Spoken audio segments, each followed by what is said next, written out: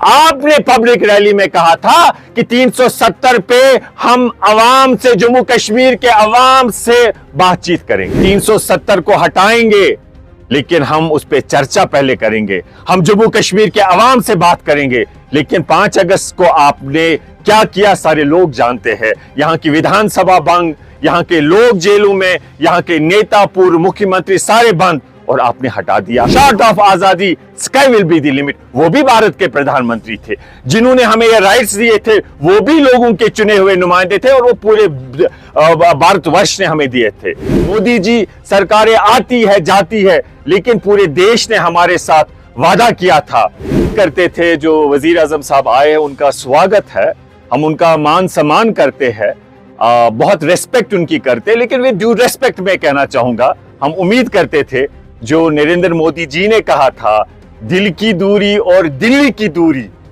उस पे वो काम करेंगे।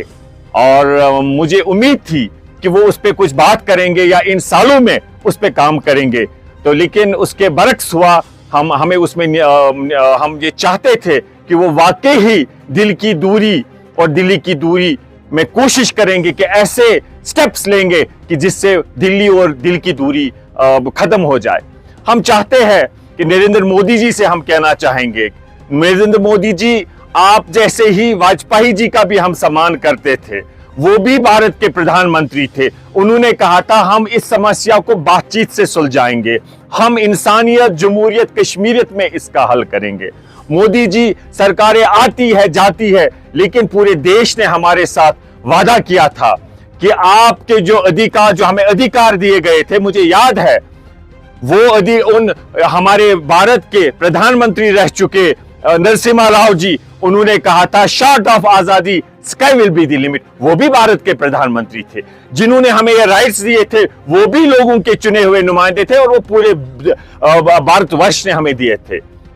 मोदी जी, मैं आपसे उन्हें याद दिलाना चाहता हूं, माननीय प्रधानमंत्री जी, क्योंकि मैंने कहा मैं उनका सम्मान करता हूं। मैं हमेशा कहता हूं मैं मोदी जी को एक स्टेटसमैन देखना चाहता हूं, ग्लोबल लीडर देखना चाहता हूं, लेकिन उसके लिए मैं समझता हूं अगर वो इस समस्या का समाधान करेंगे इस कश्मीर का, तो मुझे लगता है वाकई ही वो एक स्टेटसमैन बनेंगे। उनने जमीनी सत्ता से संघर्ष किया, हमें उसका सम्मान है।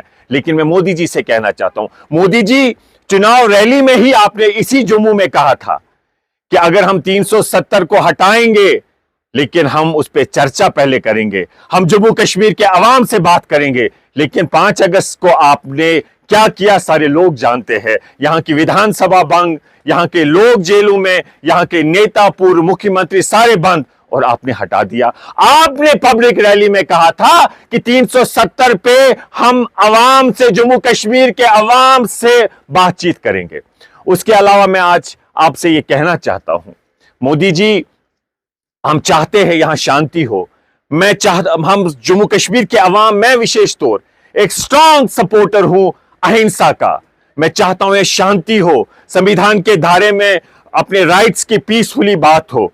लेकिन मोदी जी, आपने एक बात आज सही नहीं की। आपने कहा कि जम्मू कश्मीर में पहले बम की, गोलियों की खबरें आती थी, आज यहां शांति है। आप भूल गए रजौरी में मोदी जी क्या हुआ, बफलेज में। आप भूल गए हमारे हुमायूं डीएसपी साहब को, आप भूल गए टारगेट किलिंग्स को, आप भूल गए चंद दिन पहले हमारे 2 सिख भाई मारे गए। आप क्या बोलते यहां बिल्कुल शांति है? क्या कश्मीरी पंडित भाई वापस आए जो आपका वादा था? क्या यहां शांति हुई जो आपका कहना था 370 हट जाएगा और यहां पर बिल्कुल शांति होगी? अगर शांति है मोदी जी, फिर यहां अब सफा क्यों? यहां अनलॉफुल एक्टिविटीज क्यों?